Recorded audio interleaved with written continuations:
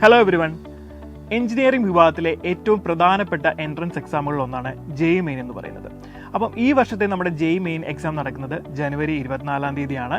അപ്പോൾ നിങ്ങളെല്ലാവരും അതിനു വേണ്ടിയുള്ള പ്രിപ്പറേഷനിലാണ്. നമുക്കറിയാം ജെഇ മെയിൻ്റെ സ്കോർ വെച്ചിട്ട് നമുക്ക് NITകളിലും അതേപോലെ അതിനുശേഷം ജെഇ അഡ്വാൻസ്ഡ് എഴുതി IITകളിലും അഡ്മിഷൻ നേടാൻ സാധിക്കുമെന്ന് നമുക്കറിയാം.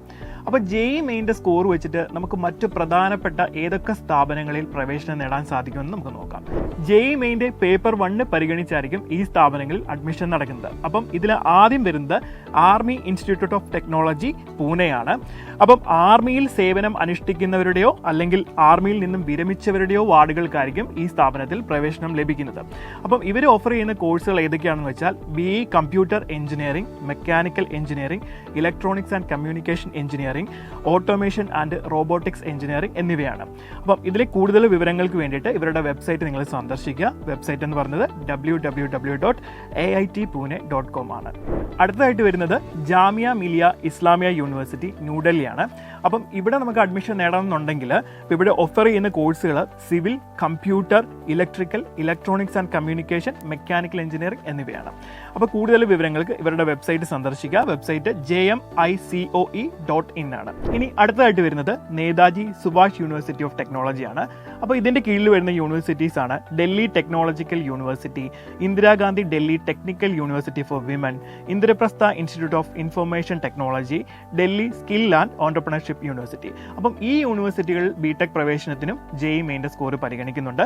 അപ്പോൾ കൂടുതൽ വിവരങ്ങൾക്ക് ഇവരുടെ വെബ്സൈറ്റ് സന്ദർശിക്കുക. Website jac.delhi.admissions.nic.in.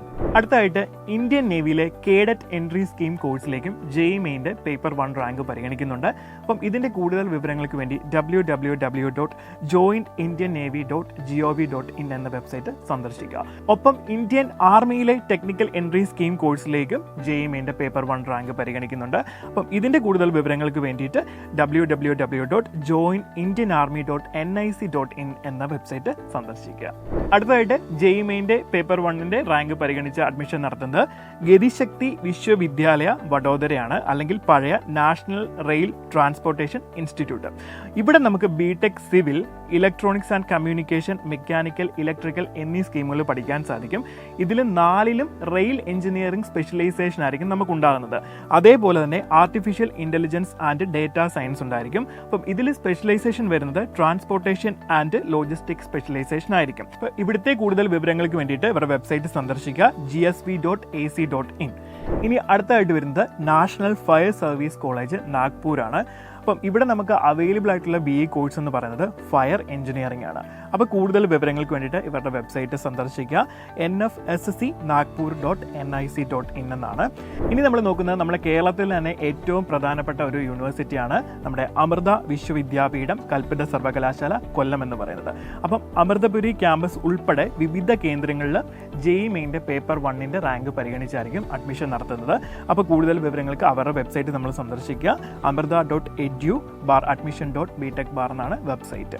ദെൻ അവസാനമായിട്ട് വരുന്നത് CEPT യൂണിവേഴ്സിറ്റി അഹമ്മദാബാദ് ആണ്. ഇവിടെ നമുക്ക് സിവിൽ എഞ്ചിനീയറിംഗ് കോഴ്സ് മാത്രമാണ് അവൈലബിൾ ആയിട്ടുള്ളത്. അപ്പോൾ കൂടുതൽ വിവരങ്ങൾക്ക് വേണ്ടിയിട്ട് admissions.cept.ac.in എന്ന വെബ്സൈറ്റ് സന്ദർശിക്കുക. അപ്പോൾ ജെഇ മെയിന് വേണ്ടി പ്രിപ്പയർ ചെയ്യുന്ന നിങ്ങൾക്ക് NITകളും IITകളും കൂടാതെ അതോടൊപ്പം തന്നെ പ്രാധാന്യമുള്ള മറ്റു പല സ്ഥാപനങ്ങളുമുണ്ട്.